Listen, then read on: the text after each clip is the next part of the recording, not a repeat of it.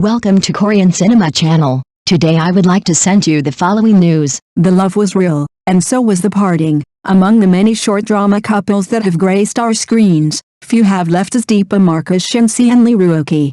They didn't need a public announcement to convince anyone of their connection. Fans saw it in every glance, every behind-the-scenes moment, and every carefully crafted scene.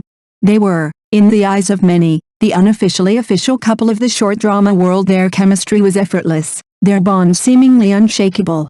On screen, they portrayed passionate lovers, and off-screen, their natural closeness made fans believe their relationship had long transcended the script. Whether it was a subtle smile, a silent gesture, or simply the way Shinsi looked at Ruoqi during interviews, everything spoke volumes. But as the old saying goes, some people are meant to fall in love, but not meant to stay together. Over time, the sweet updates stopped. The familiar interactions faded. No dramatic breakup, no harsh words, just a quiet drifting apart. It was painful, yes, but it was real. Their story reminds us that even the most beautiful connections can be fleeting. The love they shared wasn't a lie, it lit up their world for a time, and lit up ours too. And while they may have gone their separate ways, what they gave to each other, and to their dance, was unforgettable. Love happened. So did the separation. And that, perhaps, is what makes it all the more poignant. The love was real, and so was the parting. In the fast-paced world of short dramas, few screen pairings have left a lasting emotional imprint like Shinsi and Ruoqi. Over the years, they collaborated on more than 20 works, becoming one of the most recognizable and beloved CPs in the industry. Strangely enough, they never once confirmed being in a relationship. There were no intimate gestures during live streams, no public displays of affection. Yet, somehow, they always gave off a quiet, comforting family-like vibe, a sense of familiarity and closeness that didn't need words. Their chemistry was subtle but strong. Fans could sense it not in overt romance, but in the way they moved around each other with ease, in the unspoken understanding they seemed to share.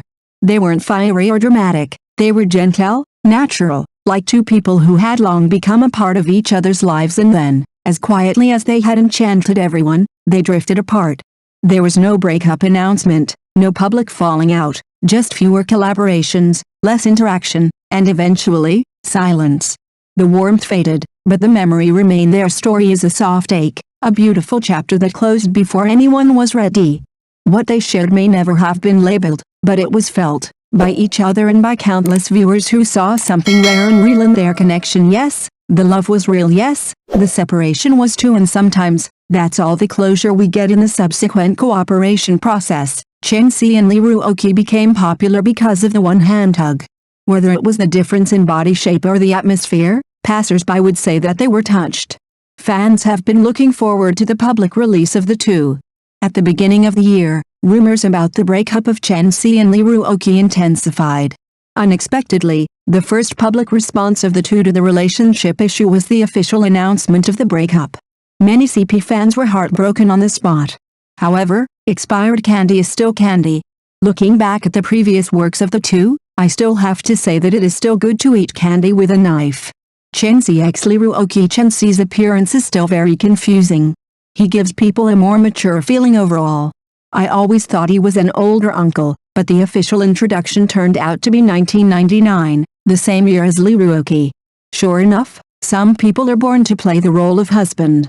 In many of the dramas Hae-in and Ruoqi partnered in, he appeared as a president. Before that, I also watched a short drama about fraud. I always felt that his temperament was very suitable for the character of the villain boss who was engaged in pure love. Wearing a suit and glasses is completely a gentleman. Personally, I am not really attracted to the looks of Shinsi, but with the blessing of height and temperament, the characters he portrays are still very charming, and the height and body shape difference between him and the actress he works with also creates more sexual tension. After watching the drama, I also watched some live broadcasts of Shinsi, which are refreshing and not greasy, and the live broadcast will attract more favorability than the drama. Previously, there were fans of Shinsi who made bad remarks about the co-actresses, and he also responded in time to emphasize his respect for the co-actors. Including after he and Ruoqi broke up, both parties were decent people and kept reminding fans not to maliciously attack each other. In this regard, Shinsi and Ruoqi are quite rational. Liuoki is a relatively standard beauty among the actresses in short dramas. She has a look that is suitable for both ancient and modern times. It is said that she was a school flower in school when she was in school, and she was also a professional in the acting department. After watching a lot of Liuoki's materials, she is completely a girl with stable emotions and gentleness. It turns out that she is from Northeast China. It turns out that the strength of Northeast sweet girls should not be underestimated no matter which circle they are in.